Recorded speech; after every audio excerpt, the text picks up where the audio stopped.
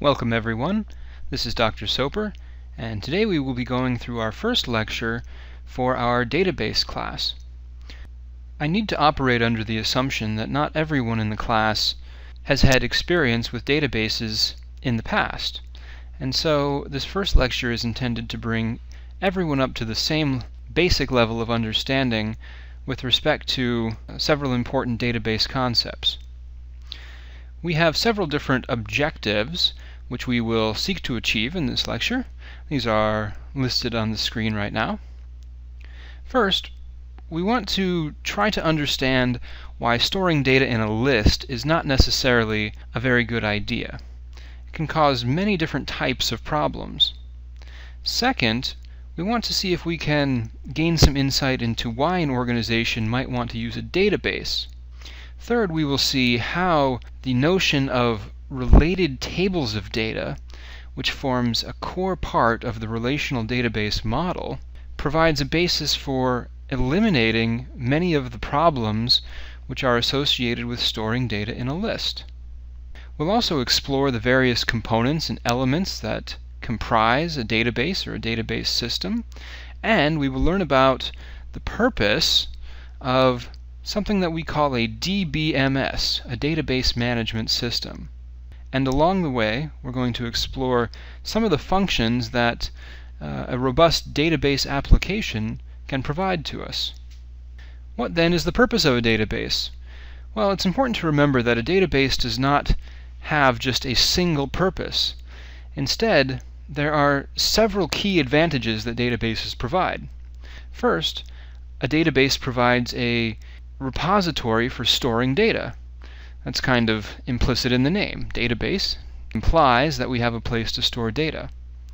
However, what might not be so obvious is that databases provide an organizational structure for data. That is, we don't just have a place to store data, but the database also provides an organized structure into which those data can be placed. Finally, a database provides us with a mechanism for interacting with our data. Now, interacting with data can generally be described in 4 different operations. Here they're listed as querying, creating, modifying, and deleting data, but there's another more interesting acronym which may help you to remember this, and that acronym is CRUD. C-R-U-D. This stands for Create, Read, Update, and Delete. These are the 4 basic operations that we can use when interacting with data. A key point to remember here is that in business there are many natural hierarchical relationships among data. For example, a customer can place many orders.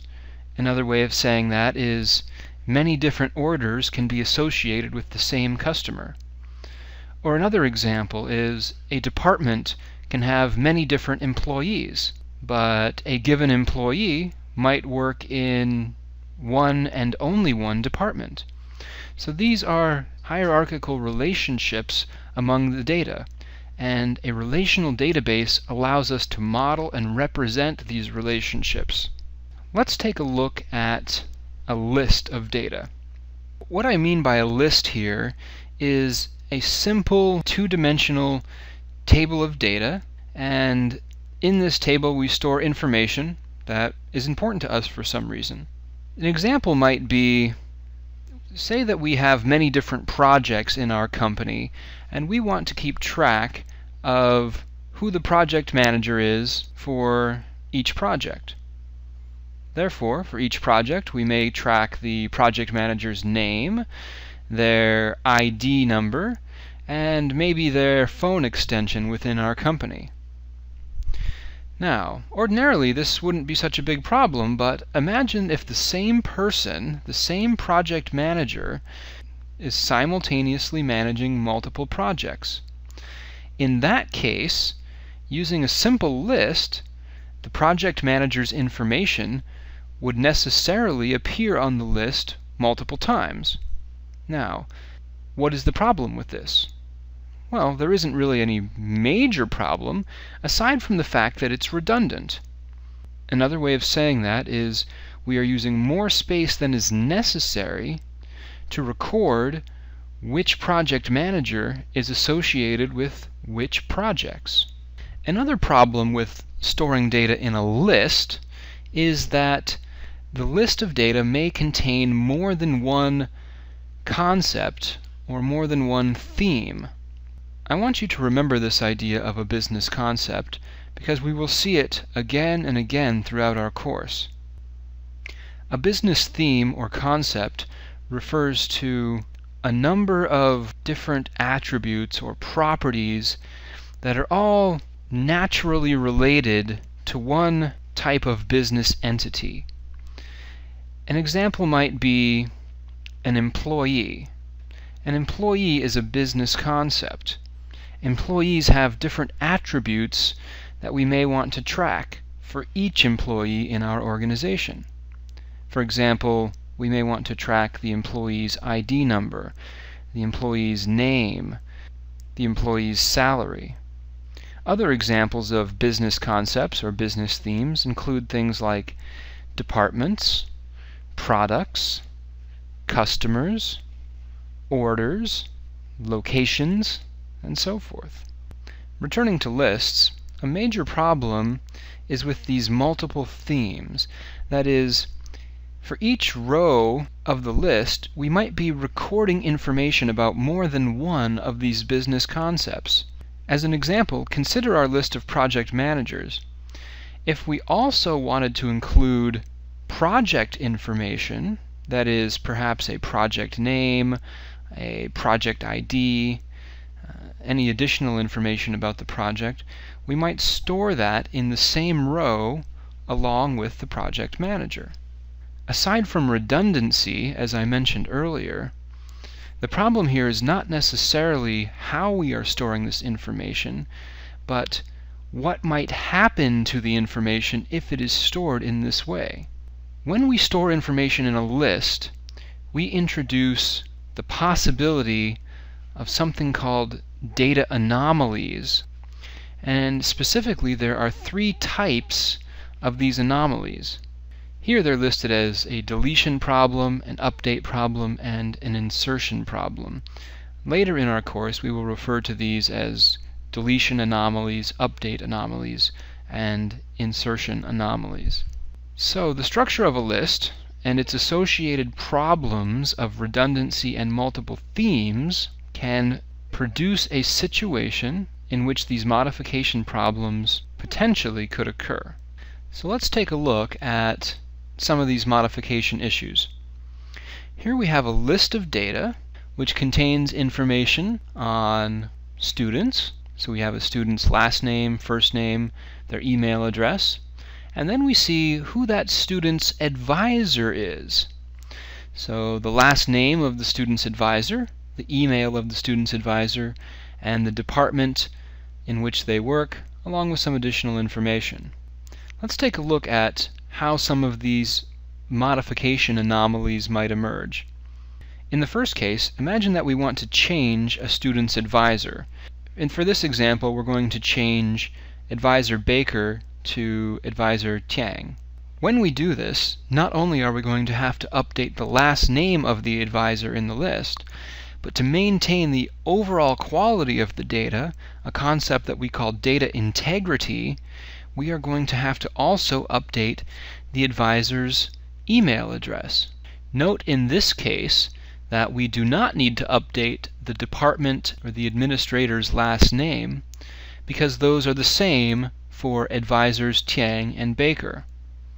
However, if for some reason we wanted to change the student's advisor from, say, Baker to Valdez, well, now not only do we need to update the last name and the email address, but we also need to update the department and the admin last name attributes as well. Just to do something as simple as changing the student's advisor with this list approach requires that 4 separate pieces of information be updated. So this is what we might call an update anomaly or an update problem. Next, let's look at a deletion problem.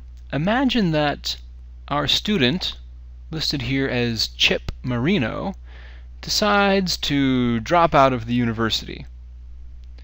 So we need to remove Chip from our list of students. Now look what happens if we delete this row of data. When the row of data is deleted, not only do we lose the student's information, but we've also lost information about the advisor and the department in which that advisor works. That is, you will notice that advisor Tran is not currently assigned to advise any other students. So when we delete this row of data, we may entirely lose the knowledge that advisor Tran even exists, and that can be a problem.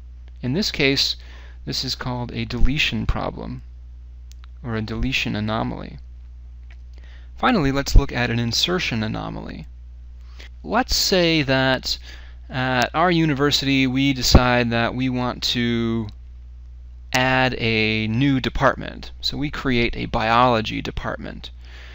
Well, this is fine. We add information to our list. We now have a biology department and an administrator's last name. However, we now have all of this missing data in our table. There are empty cells. There's no information for a student. There's no information for an advisor. All we have here is information for the department. This means that data are missing, and we're not efficiently utilizing our available storage space. These are some of the problems with these lists. Now remember earlier I mentioned that in the business world there are complex relationships among different types of data. For example, a department may have many employees who work in that department. Or a product may be assembled from many different components. Or a customer might place many different orders with our company. So there are these natural complexities that arise in business. And relational databases, as we will see, not only solve the problems that are associated with lists, but also allow us to model these natural relationships among business data. Now, I've been using this term relational database, so it would probably be a good idea for us to consider what a relational database actually is. On a very basic level, relational databases store data in a table. Now, a table is simply a two-dimensional grid of data. It contains columns and it contains rows. The convention in the relational database world is that the columns represent different attributes of an entity, and each row in the table represents an instance of the entity. So, for example, if I have an employee table with an employee ID, an employee name, and an employee telephone number, we would list those three attributes, ID, name, and telephone number, as columns in the table, and then each row in the table would represent an individual employee. Again, we said that there are these natural relationships among different business concepts out there in the business world. In a relational database, data for each of these concepts is stored in its own table. So I may have an employee table, I may have a department table, and then I can create a relationship between those tables which will allow me to figure out which employees work in which departments. So, a good way of thinking about this is, instead of storing all of the information in one big list, we break the list apart into separate pieces according to which information is associated with which business theme or business concept. Therefore, All of the information associated with an employee might go into an employee table, and all of the information associated with a department might go into a department table. Although inside a relational database, information about different business concepts or business themes is stored in separate tables, it may be necessary, say for reporting purposes, for us to reassemble all of the data from these different tables back into a list. Now we can accomplish this in the relational database world by performing something called a join operation. That is, we join the tables together. Now, a very, very important concept for you to understand is that in the relational database world, we link the records in different tables together using matched pairs of values. These matched pairs of values allow us to associate a row in one table with one or more rows in another table. For example, if we have a project table and we have a customer table, and we use an attribute called a customer ID to uniquely identify each customer, then what we can do is we can place a customer ID attribute in the project table, and we can then use the ID of the customer in each table to link related rows together. Now, of course, you may be listening to this and you may think, why do we want to do all of this extra work? And it is true that relational databases are more complicated than storing data in a list. However, as we will see, relational databases have many, many advantages over a list. Among these, first, a relational database minimizes data redundancy. In the examples we saw earlier, we saw that there exists with lists the possibility to have all sorts of redundant data. Relational databases eliminate this. Relational databases also allow us to model the natural relationships that exist among business concepts in the real world. And there are several other advantages as well, including providing a solid basis from which to do things like generate reports or build user interface forms. I mentioned a few minutes ago that there are 4 basic ways of interacting with data: create, read, update, and delete. In the relational database world, we have access to something called the structured query language, often called SQL or SQL, if you like. And this is the primary tool that we can use for performing these 4 basic operations on our data. In a few weeks, we will begin learning the structured query language. This is an extremely valuable skill for you to develop.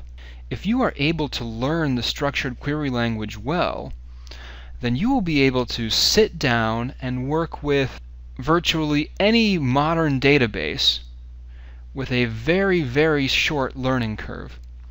It doesn't matter if you need to work with a SQL Server database, or an Access database, or an Oracle database, or a DB2 or MySQL database, or even a database for, say, a mobile device. Most databases, including all of those that I mentioned, support the structured query language. So if you can learn the structured query language, you will be very well positioned to work with almost any database. Even though we're still early in our course, I want to give you an example of the structured query language now, so that you can see that it's really not that difficult to understand. This is certainly not a full-scale computer programming language. The structured query language was designed from the ground up to be simple to use and to be simple to understand. So what we have here is an example where we have three tables.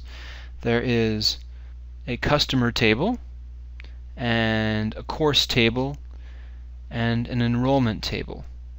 So let's say that these are art courses.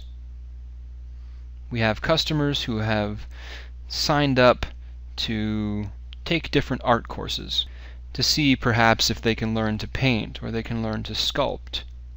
Now, although we start with three tables, if we need to combine all of the information together in order to restore the original list structure of the data, we can do that by using something called a SQL select statement. Here we see an example of such a statement. I know this looks complicated, but hopefully you were able to read this even right now at the beginning of our course and get a good idea for what this statement is supposed to do. So let's take a look. We are selecting the customer's last name, the customer's first name, the customer's phone number, and the date of the art course, the amount paid out of the enrollment table, the course itself, and the total course fee from our three different tables: customer, enrollment, and course. We are then linking the related records in each table together using these matched pairs of values that I mentioned earlier. In the first case, we are linking the customer table to the enrollment table using matched pairs of customer numbers, and in the second case, we're linking the course table to the enrollment table using matched pairs of course numbers. What this will do for us is restore the original list of data. So you can see our list. It contains the customer's last name and first name, customer's phone number, the course date, the amount that the customer has paid so far, the course they are taking, and the total course fee. Now, the SQL statement that we saw was a select statement. And that is a statement which just pulls data from the database. There are many other things that we can do with SQL, like deleting data, inserting new data, updating data in the database, and so forth. And we will learn how to do all of those various tasks when we study the structured query language in more depth in a few weeks. Now I would like to turn our attention to some conceptual information. Let's focus on a database system. It's important to remember that a database system is not just the database itself. Rather, it exists in a broader hierarchy which includes users, application software programs which rely on the database, something called a database management system, a DBMS, and then of course the database itself. The broader picture of a database system includes these four components. Here we see the relationships between the four components of a database system. On the far left, we see users. Now, users are people, just like you or me, who might need to use the data in a database, but a user doesn't necessarily have to be a human being. It is possible, for example, for other software programs to be users of our database as well.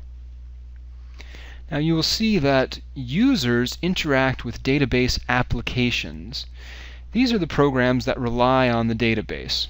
So if we are a human user, we might, for example, use a website which interacts with a database. That website could be considered a database application. You will notice that the database application talks to the DBMS.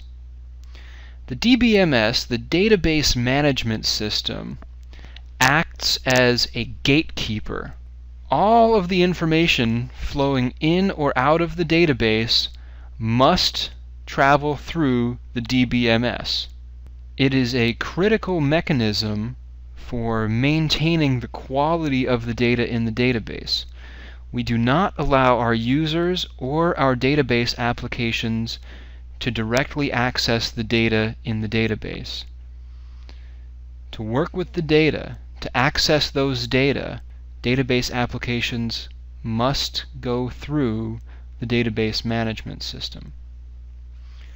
And then finally, far over on the right side of our screen, we see the database itself.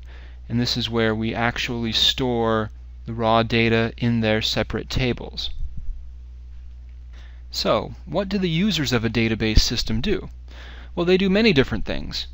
You and I are users of database systems on almost a daily basis, even if we don't realize it. So we can look up our checking account balances online. We can produce reports. We can seek information on Wikipedia. All of these are examples of us as users interacting with database applications. A few interesting things to note about the database itself is that it is a self-describing collection of related records. What this means is that the database does not just contain the data, but it also contains a definition of its own structure. Databases also contain metadata. The simplest way to understand metadata is that metadata are data which describe other data. And in the context of the database world, metadata are data which describe the structure of the data in the database. So for example, I may say that an employee table contains an attribute called employee ID, and that ID value is an integer. That knowledge that the employee ID value is an integer is metadata. And of course, databases allow us to establish relationships between tables. So that means the tables within a database are related to each other according to the relationships that we establish. So it's important to remember that a database does not just contain the data that we have put into it. A database also contains metadata, which describe our data. It contains, or potentially can contain, what we might refer to as overhead data. These are tables of data that are used to improve performance or track the status of the database or how users are interacting with the database. And one of the major types of these overhead data are called indexes. Later in our course, we will examine database indexes. And of course, databases can also contain application metadata. So these are data values that are used by the applications which rely upon the database. An application, for example, might store user preferences in the database. Now, to reiterate, a DBMS, or a database management system, serves as a gatekeeper or an intermediary between the database and the applications which rely upon that database. The purpose of the DBMS is to control and manage the operations of the database. The DBMS is a special kind of software program which is used to not only create databases, but also to process and administer those databases. So a DBMS is a type of application program, but it is not the database. The DBMS interacts with the database, but it itself is not the database. What then can a database management system do for us? Well, the answer is it can do many different things, as we see here on your screen. We can use the DBMS to create a new database, and then within that database we can create tables and establish relationships between tables. We can read, write, edit, and delete data using the DBMS. We can establish rules which regulate and control the data in the database. The DBMS provides an additional layer of security for us, and it also provides mechanisms through which we can back up our data and recover our data if anything ever goes wrong. So the DBMS is a very critical piece of software. Now, businesses often operate with many different types of business rules or constraints, and one of the great things about working with databases is that the DBMS can establish and enforce many different types of constraints. One of the most useful types of constraint that a DBMS can enforce is called a referential integrity constraint. The purpose of a referential integrity constraint is to ensure that values that we are entering in one table have matching values in another table. Now, that's a very abstract way of trying to convey a simple concept. As an example, imagine that we have a customer table and a project table, and we are trying to enter information about a new project in the project table. And we specify that the customer ID that is associated with this project is customer number 5. Referential integrity means that the database will actually check in the customer table to see if customer number 5 exists. If customer number 5 does not exist, then the database will not allow us to add that customer ID to our project table.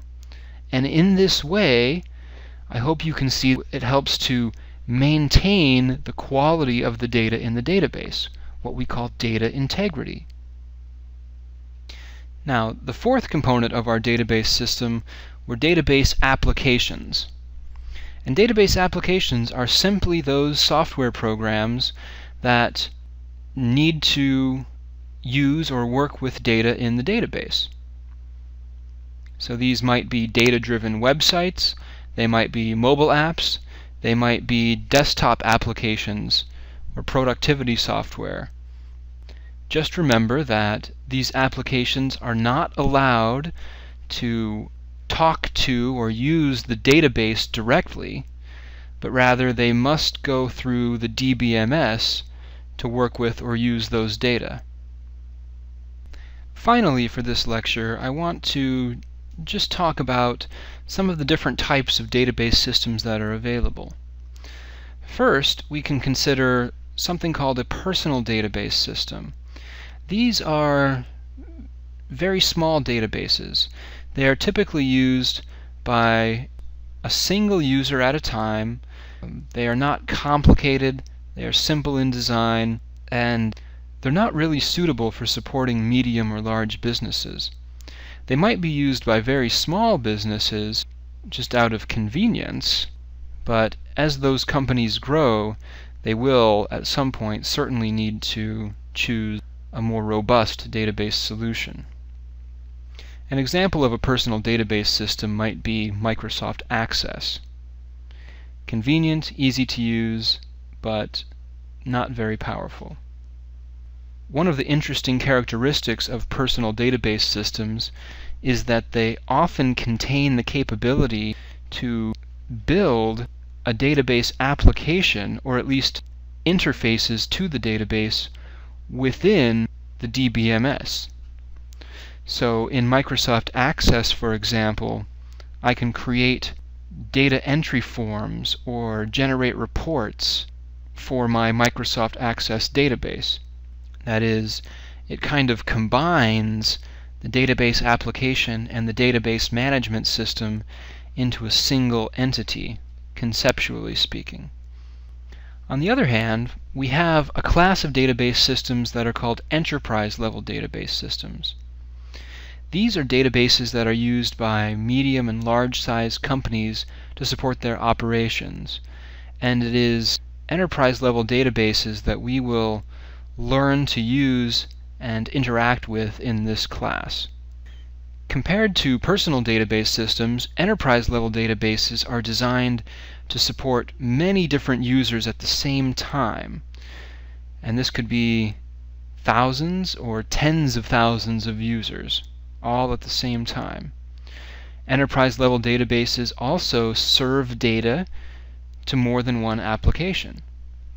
For example, if we are a retailer like Target or Walmart, we may have a database that provides data to our website and also provides data to the dashboards that are used by our managers. Enterprise-level databases are commonly spread across multiple physical computing devices, so many different computers. So a single database might be running on many physical servers. Enterprise-level databases can also be geographically distributed. So I might have part of my database in my corporate offices in Los Angeles, another part in Beijing, another part in Berlin, in Germany. And enterprise-level database management systems support more than one database.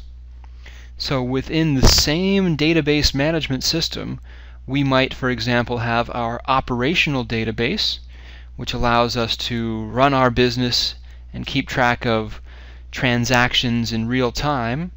And we might also create a data warehouse or data marts, and they can all be managed by the same enterprise-level database management system. These are large databases.